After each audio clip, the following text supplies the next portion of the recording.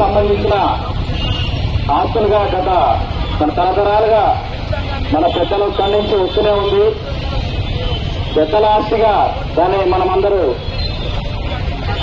వాడుకుంటుంటాం. మద్రసాలకు, మసీదులకు ఇలాంటి దాన్ని కూటమి ప్రభుత్వం ఒక దురాలోచనతో, దుష్ట ఆలోచనతో ముస్లింలను అరికట్టాలనే ఉద్దేశంతో వాళ్ళు చేపట్టిన ఈ కార్యక్రమాన్ని, ఈ బిల్లును వ్యతిరేకిస్తున్న పార్లమెంట్ కూడా మా వైఎస్ఆర్ కాంగ్రెస్ పార్టీ తరఫున కూడా మా వైఎస్ జగన్మోహన్ రెడ్డి గారు కూడా తీవ్రంగా వ్యతిరేకించి వాళ్ళ ఎంపీలతో మన వక్ఫ్ బిల్లుకు మద్దతు తెలపడం జరిగింది. అలాగే ఇక్కడ మన ఎనిమిది నియోజకవర్గ ఇన్ఛార్జ్ పుట్టారెడ్డి మేడం గారు కూడా ఈ యొక్క ఎస్జిపిఐ వాళ్ళ ఆధ్వర్యంలో నిర్వహించినటువంటి ఈ యొక్క ర్యాలీకి కూడా మేడం గారు మద్దతు తెలిపారు.